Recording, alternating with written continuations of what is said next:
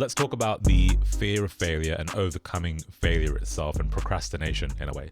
So me and David are just talking now about how a lot of the time when people start a business, they end up doing a whole load of other things instead of kind of focusing on the most important thing. What would you say that is, David? Sales, driving revenue, making some money.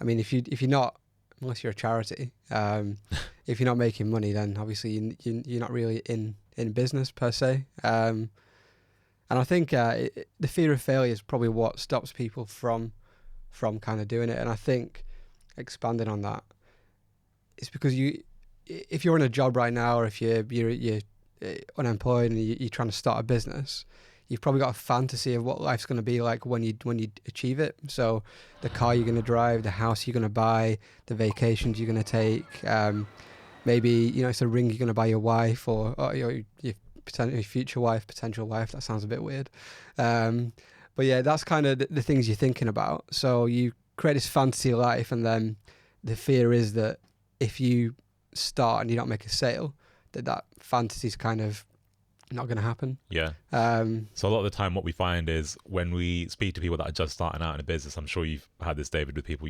but people that I know, when they're just starting a business, they'll focus on things like, I need to go and get my logo made, which is important, by the way. You do need a logo. But then they'll think about, okay, well, do I need a business card?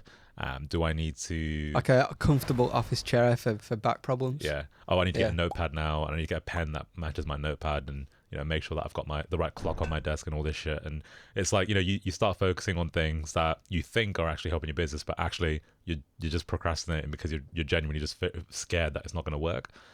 Which is quite a hard pill to swallow because a lot of people disagree with what we're saying here. But being through this experience ourselves, we do this all the time. We do it even now, like in a more built up business, we fear doing things, and we try to create reasons why not do it by basically distracting ourselves with other things.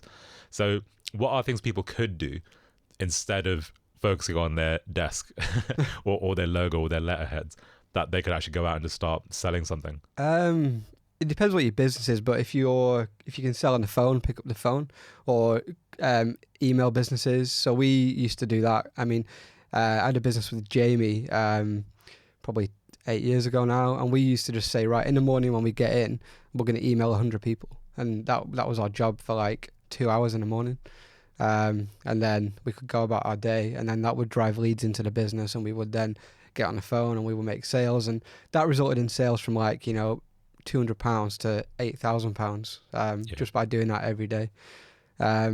If you've got a physical product, then you could go to markets. My sister's got an eco brand, and she was struggling to make sales, and I was like, just go to a market, and she was driving revenue like £1,000 in like a 1 month period just by going to markets, and that turned into repeat orders online. So you can go out and speak to people and go to markets, because you will make sales. It's not easy, it's not comfortable if you're not used to it, but it will happen.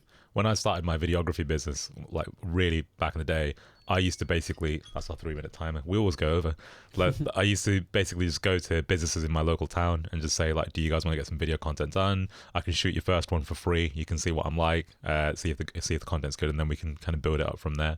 So never be afraid also to offer things for free just to build up that rapport, but just the main thing is just selling the service and not focusing on the things that don't matter. Yeah. So just to add to that, become comfortable being uncomfortable. That's kind of the main thing. Like starting a business, the amount of rejection you're going to get is intense. So just be comfortable in that, and just understand it's not you. It's it's not even your business. It's just how it is, really. Cool. If you guys enjoyed this episode, make sure you hit like, subscribe, leave a comment if you're watching on YouTube, and tune in for the next episode.